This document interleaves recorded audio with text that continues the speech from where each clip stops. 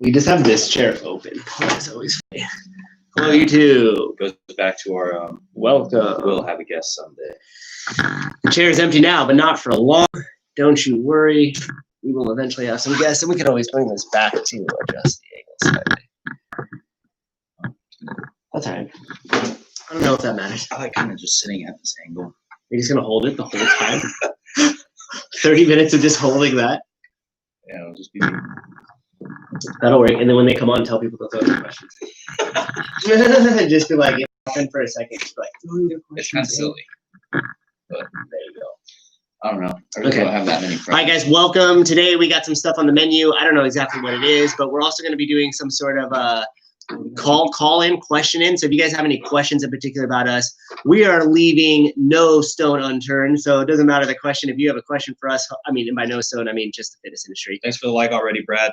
Brad, thank you very much for joining us this afternoon. Do you have any people on your IG there? No, but if you follow me on Instagram, you can hop on my Instagram live and request to be in the video. And if you have any questions, which Joseph from Story Coffee does not follow me on be Instagram, this third person. Is that kind of weird? Like if like the camera's on there. It's just Inception. It's a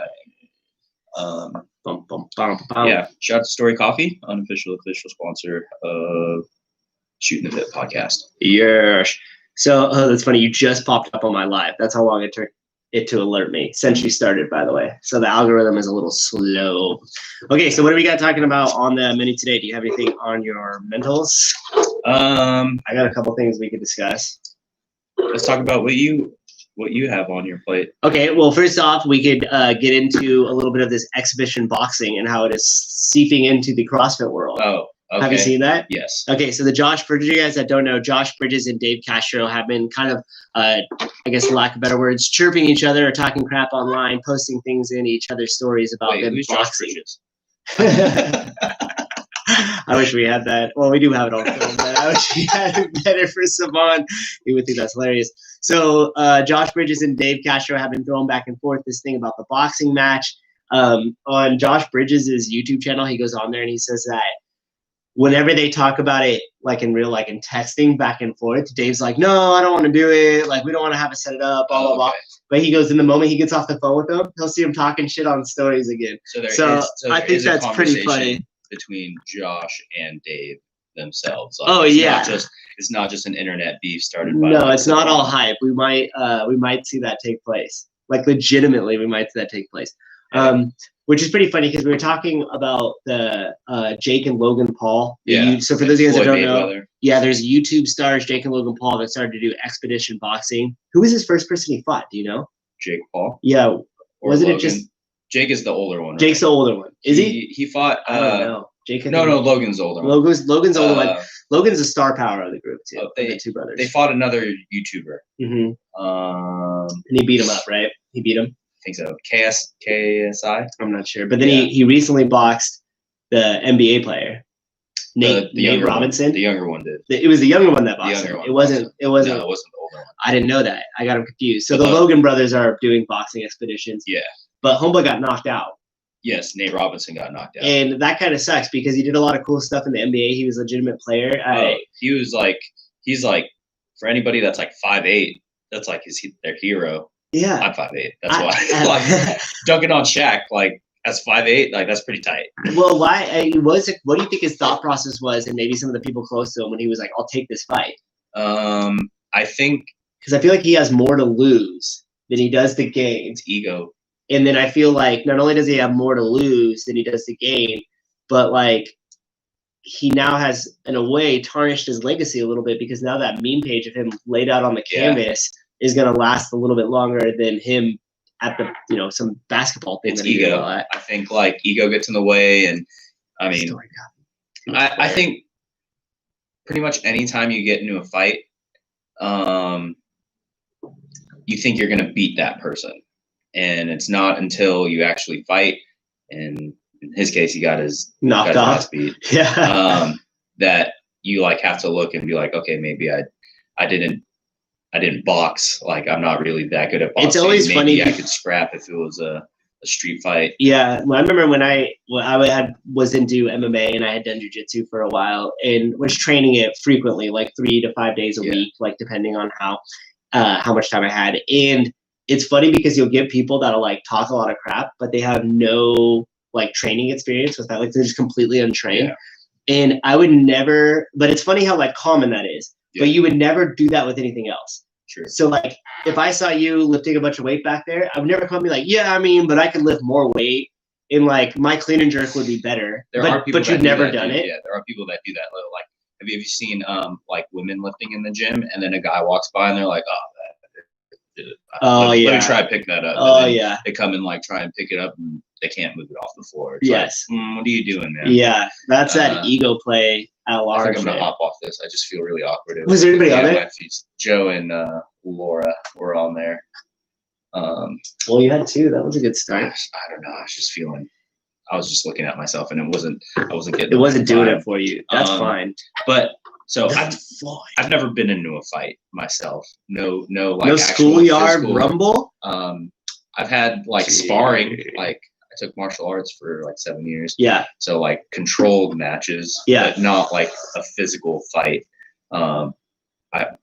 I usually break up the fights. I'm a lover, not a fighter. You are more level-headed, especially when like shit starts to hit the fan a little bit and things start to pick up. You kind of are able to remove yourself from the situation. Like, hold on, take a breath, like, and that should be the way that everything is handled. Yeah.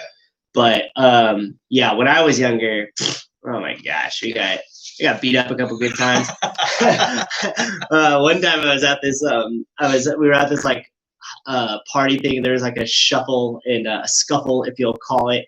And I remember being there with my idiot friends, and we were too loud, and everybody like you're taking them on. Dude, the ego is going, and it was a bunch of people that I worked at the restaurant with. This was years back. I think I was like 20 or like 21.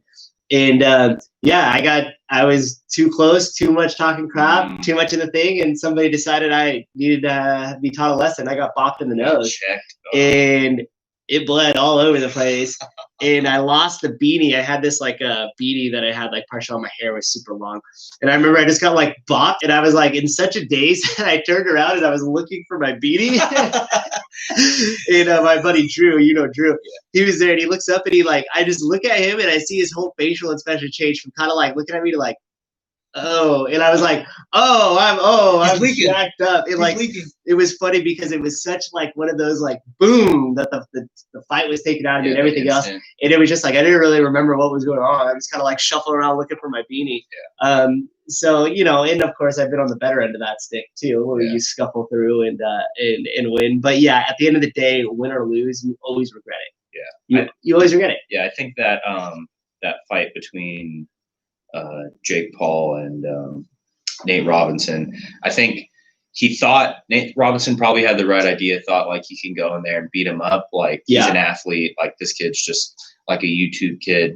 But from what I understand, he didn't really have any boxing training. Right. And for somebody that has zero boxing training, whereas Jake Paul has been training for a couple of years, that's clearly like he has the upper hand. Yeah. He knows how to, keep distance, play shots right, whereas Nate Robinson was just charging in the whole time, like trying to beat him up, like fight him instead of box him. He got outboxed and then he got knocked out. Yeah, so, I mean, he was just the lesser trained fighter. He was a lesser experienced fighter in there. Yeah. And I guess we'll kind of spin this whole thing back into our fitness realm of like how much we see the ego take people out of the gym too, right? Like how many times have we seen like it's not really quite your day, but you don't want to be outlifted by the people next to you, or whatever the case may be. And usually, if it's being ego-driven, there are some good sides of ego too, right? Yeah. Like, but if you know that it's something that's going to put you at risk, and you don't have the scope of experience to handle it, but something's telling you could do it anyways, check it, because it's just probably your ego being a little too loud than it needs to be. I have to put my ego in check a lot. I like lifting big weights. Yeah. There's a certain especially if you're in that atmosphere too. There's a certain addiction like that comes to making a good snatch, making a good clean and jerk. But who do you think would win in between Josh Bridges and Dave Castro? I think Josh Bridges, because of what we were just talking about. Like, I think Josh Bridges he's trained with like actual boxers before. Like, he seems pretty diligent at it. He's practicing. Like, if I don't know a ton about Western boxing as much as I know. I'm more familiar with Muay Thai, I would say, in like the clinch game and stuff. But when you watch him throw punches or when you watch him throw a hook, like, he knows what he's doing. Yeah. Like, his technique is there and it's sharp. And it's kind of cool too because they're both Navy SEALs. Okay. Josh Bridges and Dave Castro are both retired Navy SEAls. Okay. And I didn't know that about Dave. Yeah. I thought he was just like a guy that totes a gun. No, dude, and he was actually a pretty, like, from what I understand, a pretty badass SEAL too. And he's on record in one of his podcasts as he started to recently open up over the last year or so. On one of his podcasts where I think this was 2010 or it might have been 2011. He was in Afghanistan fighting, like, in war over there, programming for the CrossFit Games. Oh shit! Would be leaving Afghanistan, be leaving war. Yeah. Flying straight into San Diego, having a moment at home at the base, and then flying right in to then directing the CrossFit Games. And like, and so right up to Aromas. Right into Aromas. So if you go into, I mean, think of that. There's no decompression time. Yeah. Like, he literally was kicking in doors and shooting up in gunfights with people in Afghanistan. And 22 hours later, 36 hours later, he's on the floor of the CrossFit Games announcing another event. Yeah.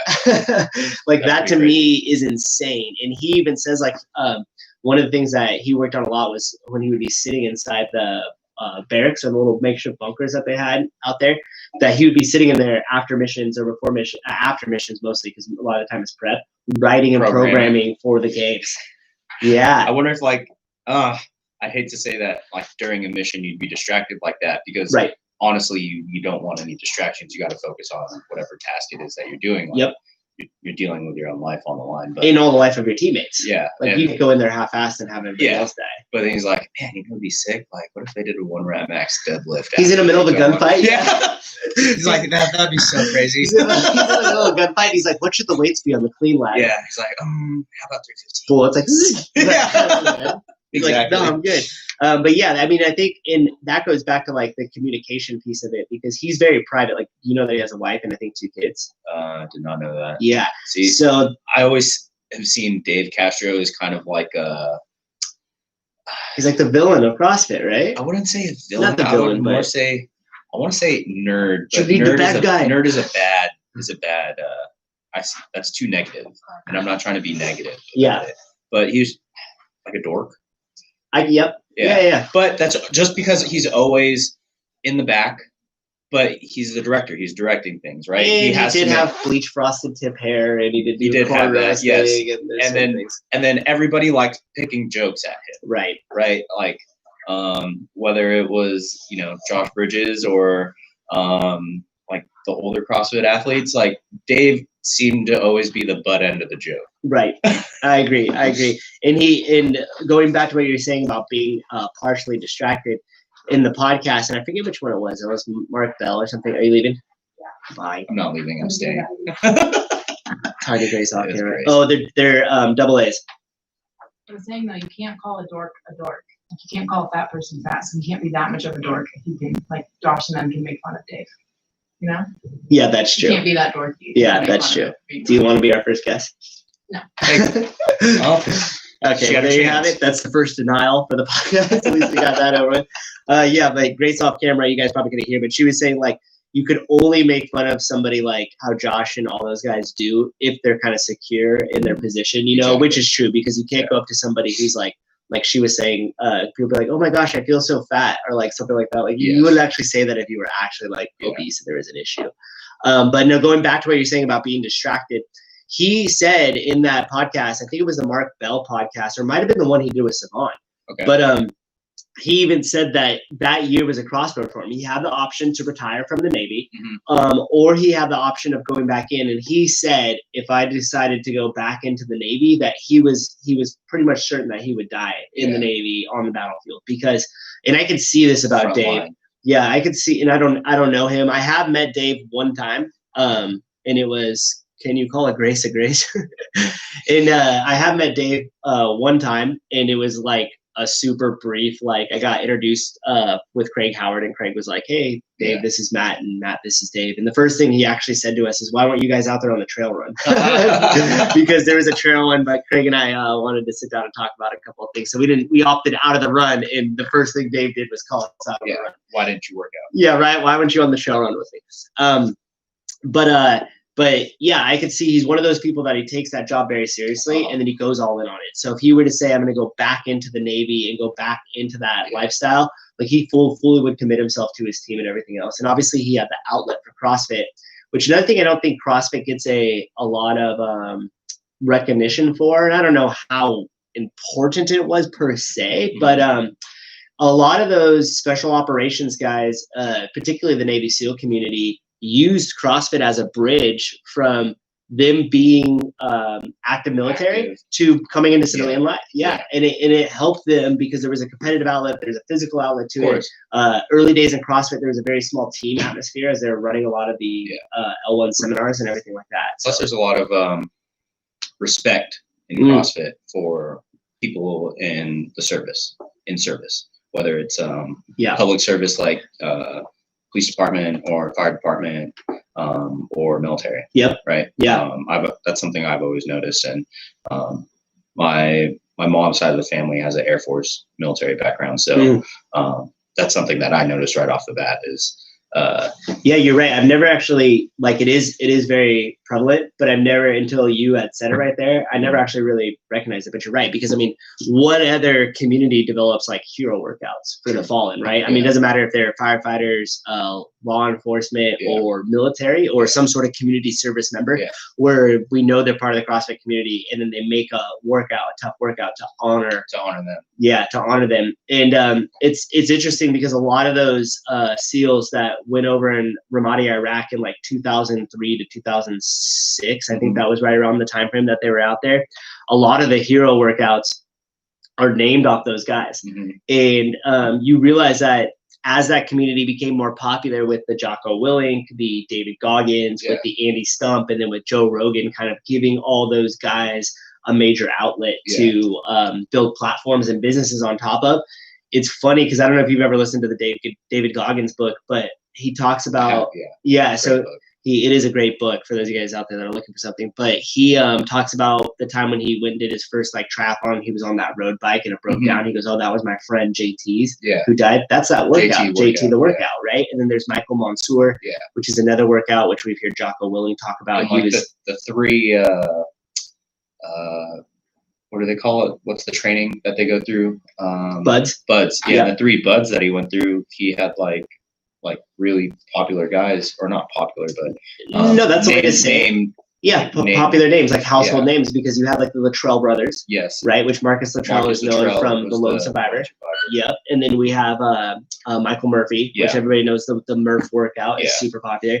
And I mean, that's pretty cool because where else would you combine some sort of like hard work like that those guys do in a way that honors them, in a way that everybody could do, but also is something that those guys from that community would respect. Like just a hard workout, just putting in some work. It's not like a fundraiser. Right. Yep. Or it's actual work that is measured, right?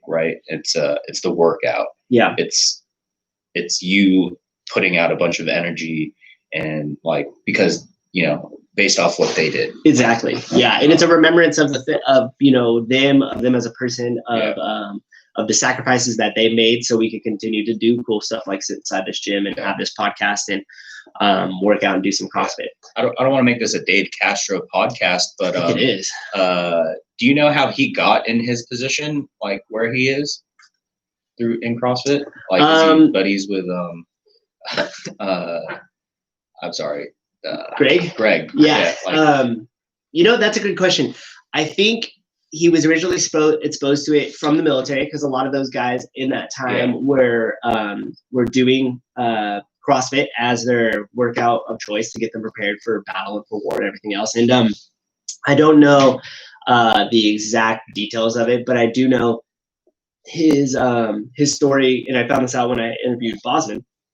So some of you guys could go check that interview out on the YouTube channel with Adrian Bosman. But I was talking with him about it, and he actually Bosman almost started right around the same time those guys did too. Okay, so basically, Dave so Dave was exposed to it into the military. He was doing CrossFit as his main workout, and then at some point, and I'm not going to try to fill it and make it up, but at some point he got connected with Greg in there. Okay, and then he was either working with or around Greg, and then he started to showing up at the seminars and started to lend help at the seminars, and then he eventually became in charge of running the L1 seminars. And then as it started to scale, Dave became a co-director with Nicole Carroll. Gotcha. And Nicole Carroll was part of like the Sakamoto, like Eva, I forget her last name. But there were that workout Nasty Girls was like named after him. Like Chrissy Clever. Like no.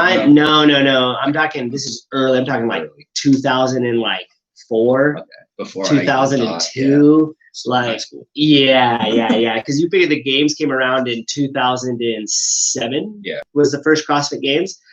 In the first workout that hit the internet when CrossFit.com came was in 2001. Okay. So there was a 6-year stretch, and then somewhere in there, as people wanted to learn more, Greg used to do all the seminars by himself. Okay. And like he used to go and teach all the seminars. And then eventually he started to develop more seminar staff people.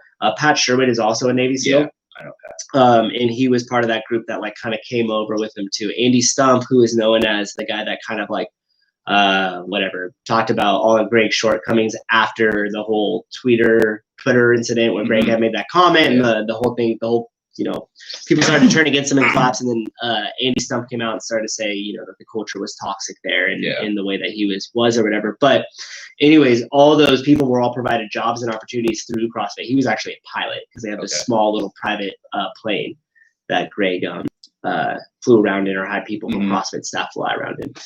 So that's some interesting stuff. I talked about Bosman a little bit about how they scaled that, because that seems to be would be the hardest thing, right? How, let's say you come up with this whole methodology and you're extremely passionate about it, you deliver a bunch of talks about it, and how do you go to hand that over to somebody and then expanding and let it go though? You got to just let it go. And it just almost infinitely expanding. Yeah. Like worldwide. Yeah. And the only way you're able to do that is if you decentralize that, because if you try to make yourself a lot of the books, like Michael McConowitz is a good author on small business growth and just how to run a small business and in entrepreneurship in general. And he talks about it. They call it the icon syndrome. Okay. So to think about it this way, like Tony Robbins, you know that guy is so inspiration. Yeah, but he can't be replaced. Yes. We can't. He is Tony Robbins. Exactly. You go to a Tony Robbins seminar. That's exactly right. So you can't be like, hey, to start Tony Robbins seminar. Oh, by the way, we got Albert here. Yeah. And Tony doesn't show up because people are going to be like, wait, we paid for Tony. But once you decentralize yourself and it's no longer Tony Robbins, let's say it's the Tony Robbins group, and then he doesn't have to show up to every seminar because it's still the product's still being delivered without him there. So you want to avoid the icon syndrome, because then people won't show up if it's not you doing the work, right? But that was one thing that Greg did really well with the seminar staff, or Nicole and Dave Castro did, depending. I don't know how much involvement Greg had versus how much they had.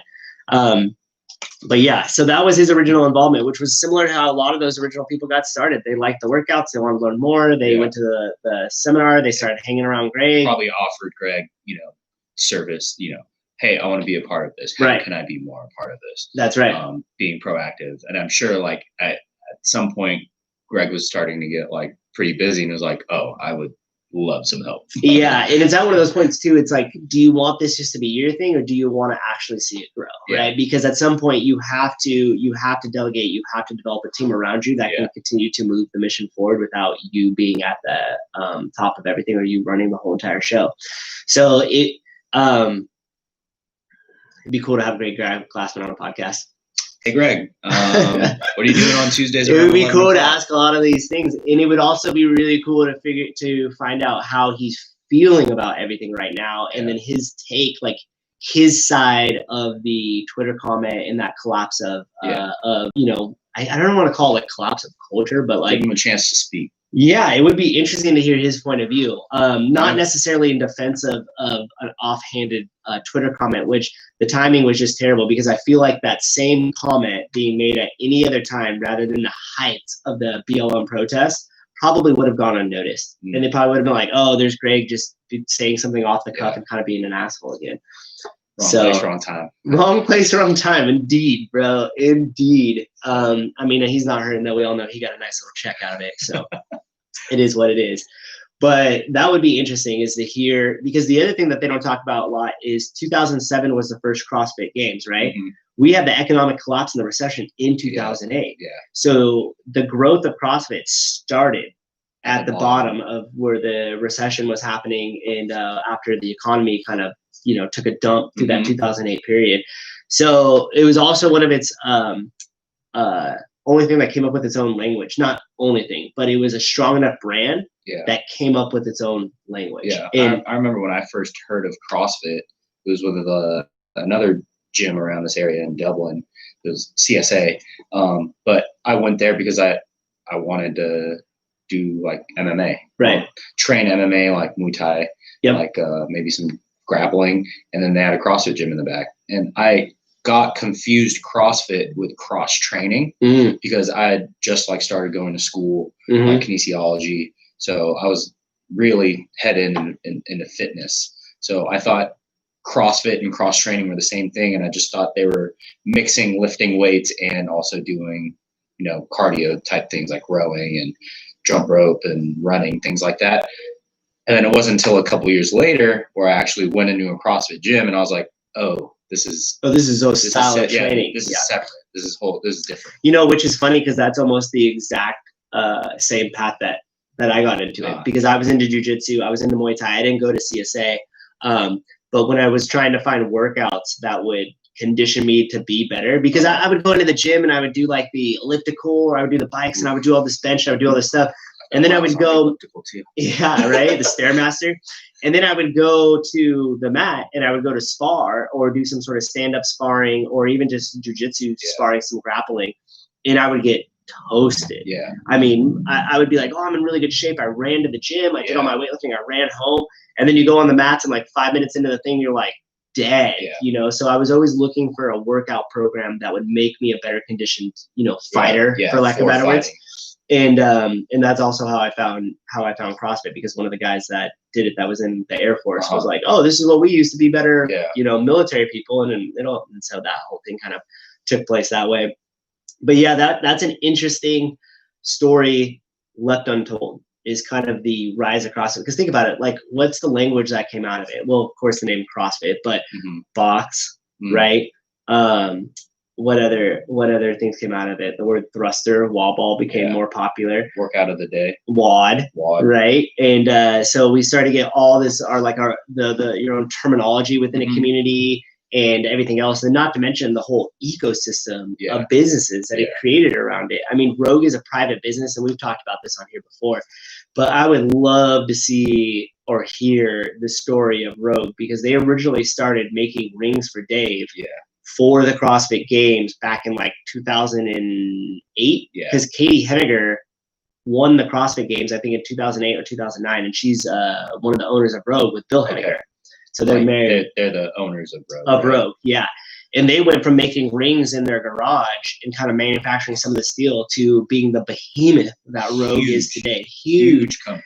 And I hope that Bill Henniger out there, I'm going to clip this, so I got to remember the time, 28, and we'll see if we get a session. I hope that one day Bill or Katie Henniger sit down, decide to do a podcast, maybe with a trusted interviewer, somebody that's going to just kind of do the questions the way they want them, because I don't really care how it's done, but it would be awesome to hear the story and the growth of the Rogue. Yeah, it's almost like just a huge boom. It is. Just based out of pure necessity. CrossFit Games grows into what it is, and they need equipment, right? Where are they going to get all this equipment from? And then their whole backbone of it is manufacturing, producing, distributing everything here in American made, which is awesome, because they built that huge campus out in Columbus, Ohio, which I know the first tag with this, due to my sources with a couple of buddies, was a $50 million price tag to get that going. Homeboy paid cash. Cash. No investors, no construction loans. Just was like, what's the cost? Boom, here's $50 million. Which is interesting because after like 250 million or after 250,000, like certain banks don't insure that much money and all this other stuff. So anyhow, that's way too detailed into it. But no, like the story of Rogue is crazy because around that time you had, not very many competitors. If it was just like barbell equipment, MD USA, right? Muscle Driver. We had Again Faster, which was actually an Australian manufacturing company. Again Faster. And then you had Rogue. And then outside of those three, you have like high tier barbell companies like Alico or right, Usaka, but they're not in it for the big manufacturing that CrossFit needed or CrossFit boxes needed, right? So if you go into any CrossFit box, I guarantee there's at least 5 or 10 Rogue barbells, right? Or like let's say 80% of the equipment in that box is Rogue. Yep. And in their manufacturing schools and everything else now too, right? Like you go to universities and Rogue's got the whole thing outfitted. But no, Greg, Bill and Katie Henniger have done fantastic with that. And I just feel that it'd just be unfortunate if nobody ever sits down and doesn't tell the story of it. Whether they do their own documentary on it with their own team and develop it, or whether Bill or Katie just decide to be a little bit more open. And I completely respect the fact that they're not, but I just think that a story like that could do so good for so many other entrepreneurs out here and could really tell a fantastic story about how to keep, as you grow and as you scale, everything American made.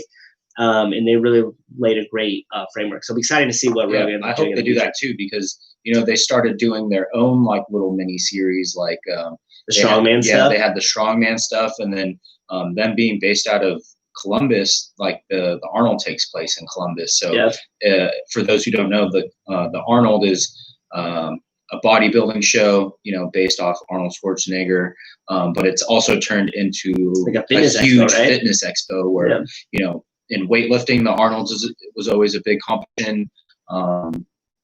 They do bodybuilding, now they do the strongman, and then Rogue makes all these huge implements for strongman. They make all the huge powerlifting bars, the circus dumbbells.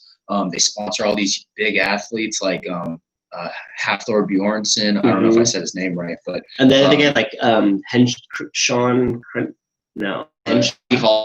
Eddie Hall. There's one other guy. Oh, Brian Shaw. Yes. He's got a YouTube channel too. You guys can check that out. He's got some really cool stuff on there. Yeah, just they're sponsors for these big name strongman athletes. So you see, it's kind of funny.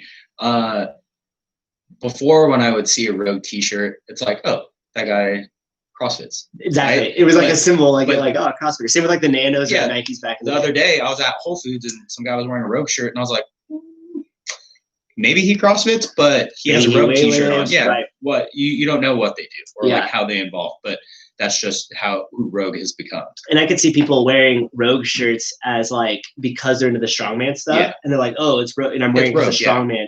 But to your point, like what you just said there was important. You're like, that's who they become. Yes, which is crazy because they just started by literally making metal rings for Dave so they could have it in the CrossFit Games. And now they've basically become the staple for fitness manufacturer for all sorts of stuff. Strongman, powerlifting, weightlifting, CrossFit. Accessories. It's amazing. Like anything that you can attach to a rig, right?